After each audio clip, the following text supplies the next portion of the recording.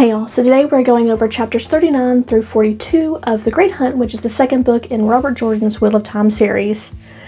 And it's a doozy. Let's go.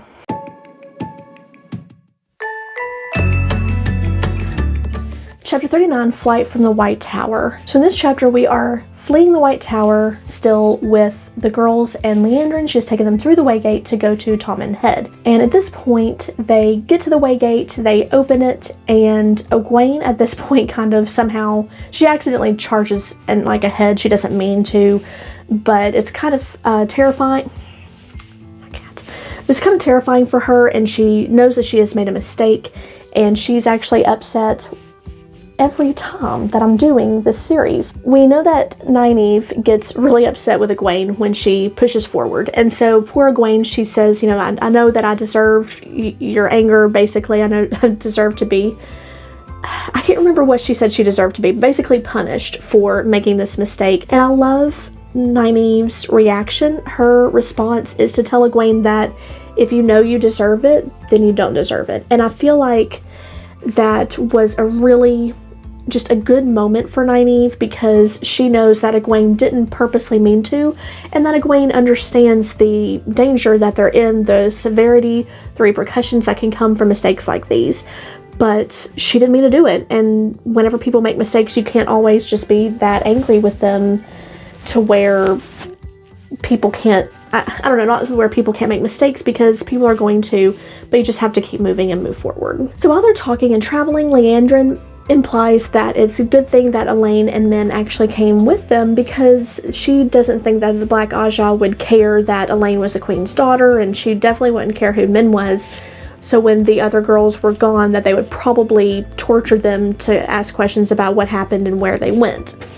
So that's an interesting way to look at it. I'm still a little iffy on this whole thing, but that's okay. I am very confused as to why the Black Wind isn't in this part of the Waygates. We know that in the Eye of the World, the Black Wind was a big fear in the Waygates. We know it caused them all kinds of issues. We know that it caused issues here in the Great Hunt, where Rand was trying to find where the horn and the dagger went, and so the Black Wind was right there in the Waygates. As soon as they opened it, they went to another Waygate and it was still right there.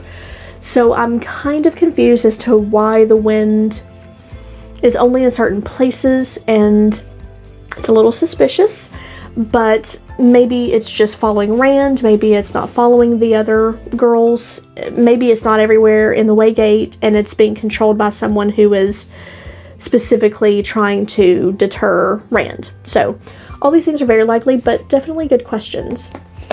Chapter 40, Damani. Okay, so this chapter took me completely by surprise. I have never been so infuriated with these books until this particular chapter, and I knew that I hated Leandrin, because remember, she's the one that burns books. So I knew I hated her for a reason, but I was trying to give her the benefit of the doubt, even though she burns books. But I knew it. I knew she deserved my hatred, because now she is a dirty, sneaky traitor. And now Egwene is captured and she is a Damani. She's got this collar on her, like the Sanshin, and somehow Elaine and Nynaeve, they do manage to escape. Min is also captured. She was going to be killed, but Egwene basically begs the Sanshin to let her live, and they let Min live, basically as kind of like a tool, another way to control Egwene and control Egwene's behavior beyond this collar. So her betrayal was still a little bit of a surprise, even though I shouldn't have been surprised. It's infuriating, just the idea of having someone collared and leashed and controlling their powers. It burns me up. I don't like it. I'm very upset. I feel like this is going to be very detrimental to Egwene's character. It's going to have long-lasting effects on her, especially depending on how long the situation is going to last for her. On one hand, I'm like, this is going to be an awesome character arc, an awesome thing for Egwene to overcome and hopefully destroy this practice, but I don't want it to happen to her. It is a terrible, awful thing to do that to somebody, and I was angry. I actually had to take a break after reading this chapter because I was so angry, and I just kept saying I knew it. I knew Leanne was a piece of shit. Chapter 41, Disagreements. So in this chapter, Varen and Ingtar are having some conflicting opinions about which way to go, and they're actually looking to Rand. And once again, I feel like this is still him showing his leadership skills. They are both looking to him to make a decision. Of course, I also feel like in Varen's perspective, he is the ta'veren, he is the Dragon Reborn, so she is expecting him to make these decisions because she knows that the will weaves as the wheel wills, and that's just how she's operating, so it makes sense for Varen. And then Ingtar just has respect for Rand. So we're battling with this disagreement. Rand goes to sleep for the night, and he is confronted by Balsamon in his room. And of course, they have the same conversation every time this happens, where Balsamon tells Rand that he can give him freedom and break the wheel, and he's gonna kill him anyway if he doesn't serve him, because he's killed him a million times over and over throughout the years. Calls him Luce Theron. Like, it's the same conversation, but it still adds that fear element, because, you know, your villain is just dogging the hero at this point, slowly wearing on him.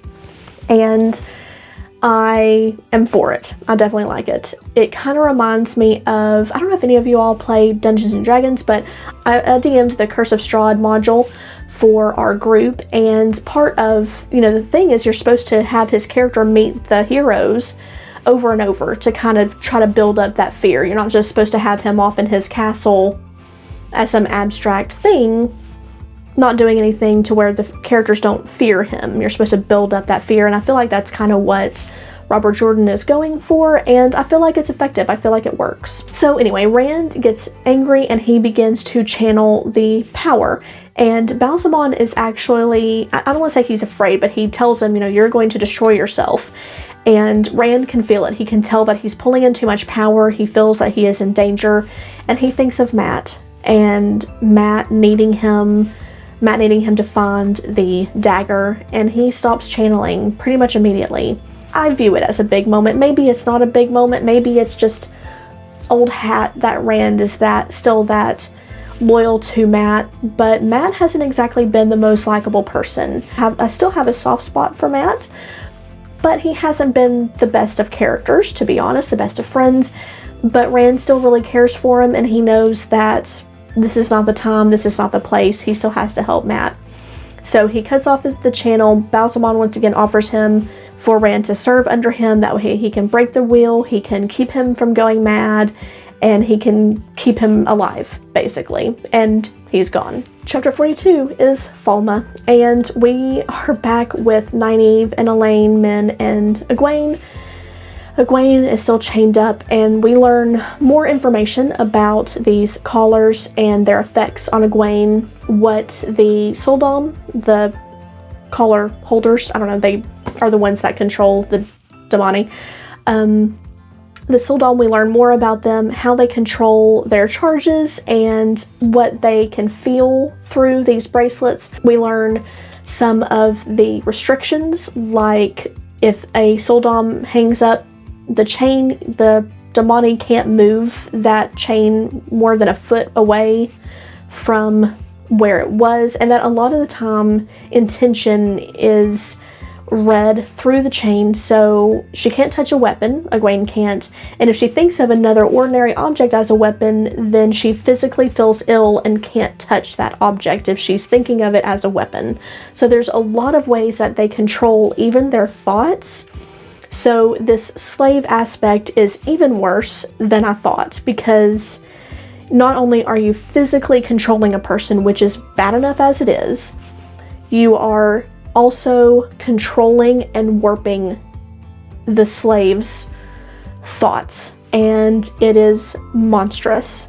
In this chapter, Egwene is still trying to fight. She's trying to fight, and Rena, as part of her punishment, renames Egwene to Tuli, who was her childhood cat. So it's just very demeaning, and I hate every minute of this chapter. We do learn that Nynaeve and Elaine are trying to come up with a way to get the collar off of Egwene, as well as save her and Min, so they are not wasting any time. They are doing some reconnaissance and trying to get some of this information, coming up with a plan, coming up with an escape to get Egwene out of there. So these last 4 chapters were full of emotion for me. I did not enjoy them. They are great for the story, and I feel like we're really ramping up to something big happening in the next few chapters, and I'm excited to get there. So let me know down in the comments what you think about these chapters, how you felt when Leandrin betrayed the girls, if you were as surprised as I was, even though I shouldn't have been surprised. I kind of let Leandrin rest in the back of my thoughts and didn't really think too much about her, and I should have been more on my guard with her, especially after her burning books. So that was just a big red flag for me, and I can't believe I forgot the big red flag. So I'll chat with y'all down in the comments. Y'all are as good as gold. Y'all take care.